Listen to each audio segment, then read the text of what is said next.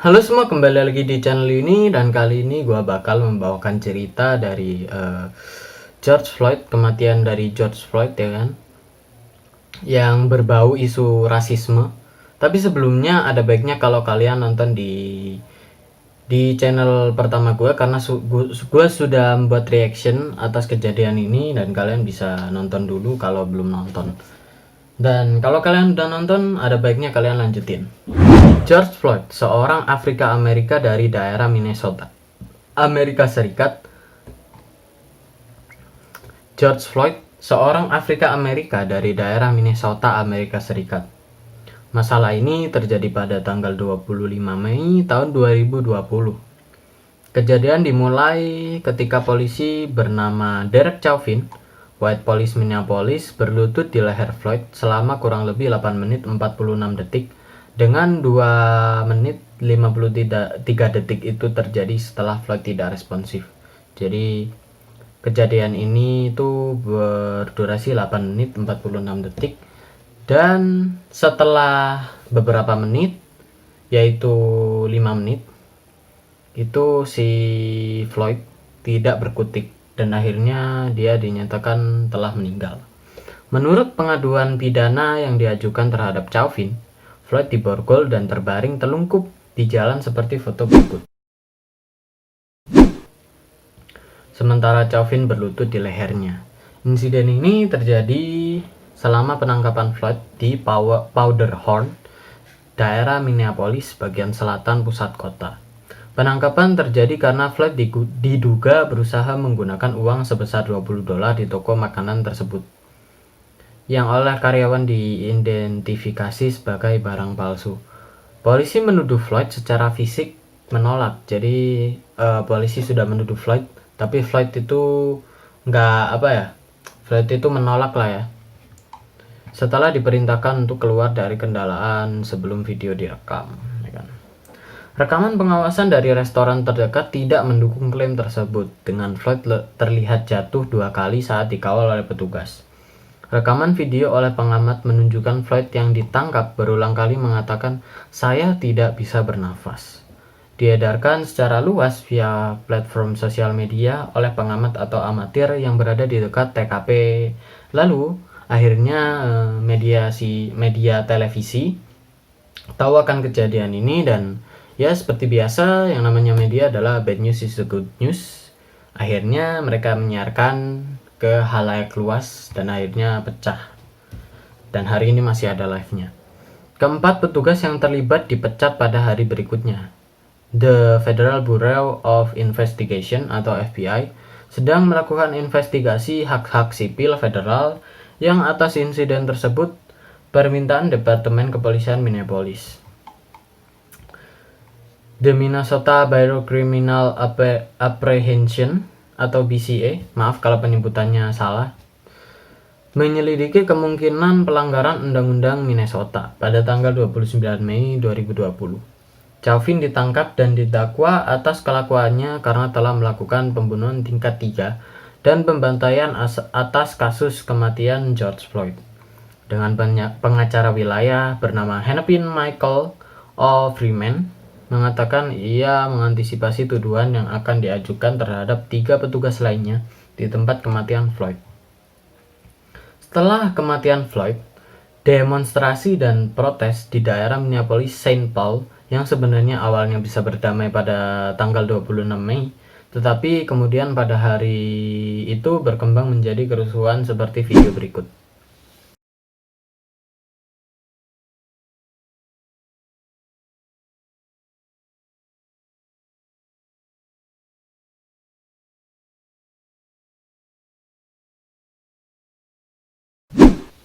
Dan ketika kerusuhan itu terjadi, mengakibatkan jendela-jendela dihancurkan di kantor polisi, 2 toko dibakar, dan banyak toko dijarah dan dirusak.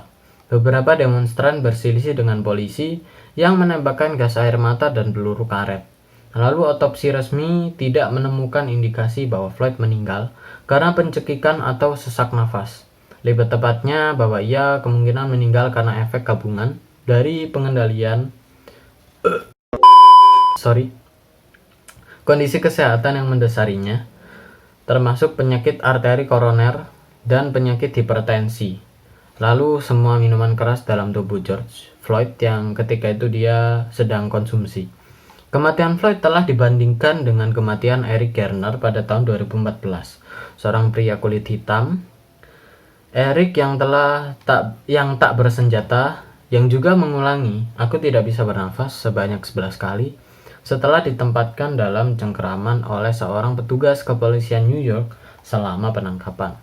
Itulah awal mula kasusnya, dan kita akan bahas latar belakang dari George Floyd dan juga cerita-cerita detailnya.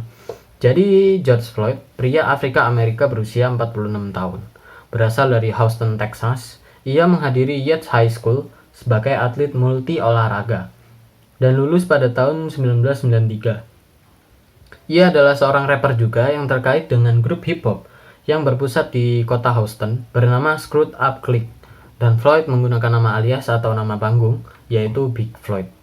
Pada tahun 2009, Floyd dijatuhi hukuman 5 tahun penjara karena perampokan yang diperparah dengan menggunakan senjata mematikan seperti assault rifle atau shotgun dan senjata-senjata berbahaya lainnya. Pada saat kematiannya, George Floyd baru-baru ini kehilangan pekerjaannya karena berlakunya work from home selama pandemi COVID-19. Floyd adalah ayah dari 2 putri berusia 22 tahun dan 6 tahun yang menetap di kota Houston, Amerika Serikat. Petugas kepolisian yang tersangka, Derek Michael Chauvin, seorang pria kulit putih berusia 44 tahun, telah menjadi seorang perwira di Departemen Kepolisian Minneapolis sejak sekitar tahun 2001. Chauvin memiliki 18 keluhan pada catatan resminya. 2 diantaranya berakhir dengan disiplin dari departemen, termasuk surat-surat resmi berupa teguran. Ia terlibat juga dalam 3 penembakan polisi dan salah satu diantaranya fatal.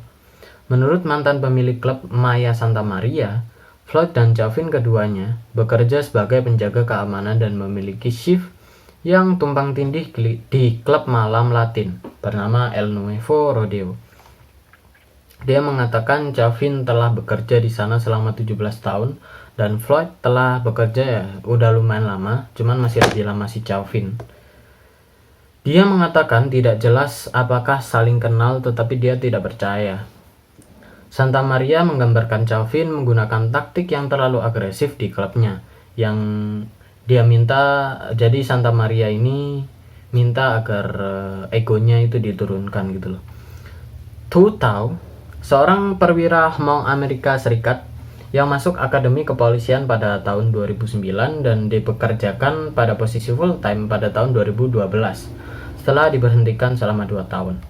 Pada tahun 2017, Tao adalah terdakwa dalam gugatan penggunaan kekuatan berlebihan yang diselesaikan di luar pengadilan dengan bayar denda sebesar $25.000. Jadi ada 4 petugas ya. Jadi ada Chauvin, ada Tu Tao, dan 2 diantaranya adalah Thomas Lane dan G. Alexander Kwang.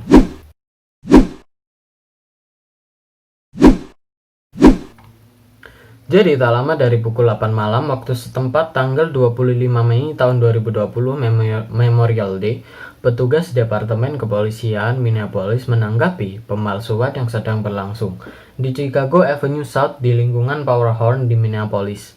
Menurut BBCO, implikasinya adalah bahwa Floyd mencoba menggunakan dokumen palsu di toko terdekat.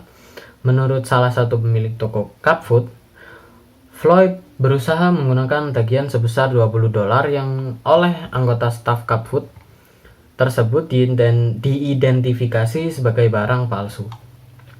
Menurut polisi, Floyd berada di dalam mobil terdekat dan tampaknya berada di bawah pengaruh obat-obatan atau minuman keras. Seorang jubir Departemen Kepolisian setempat mengatakan bahwa petugas memerintahkan untuk keluar dari kendaraan, di mana ia secara fisik menolak. Klaim ini bertentangan dengan semua bukti video yang sejauh ini dirilis dari pertemuan tersebut. Menurut kepolisian Minneapolis, petugas bisa membuat tersangka diborgol dan mencatat bahwa ia tampaknya menderita tekanan medis dan menyerukan ambulans. Tidak ada senjata yang digunakan dalam penangkapan tersebut, menurut dari kepolisian Minneapolis. Dan menurut Departemen Pemadam Kebakaran Minneapolis, para medis memindahkan Floyd dari lokasi dan melakukan kompresi dada dan tindakan penyelamatan lainnya. Floyd dibawa ke pusat medis Kabupaten Hennepin, tempat ia dinyatakan meninggal. Dan semua video kalian bisa lihat dari platform sosial media seperti Facebook, Instagram, Twitter, dan YouTube.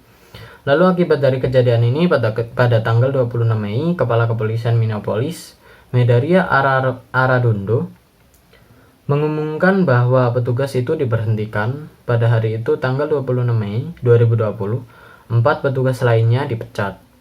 Hari itu mengumumkan sedang mengkaji kejadian itu.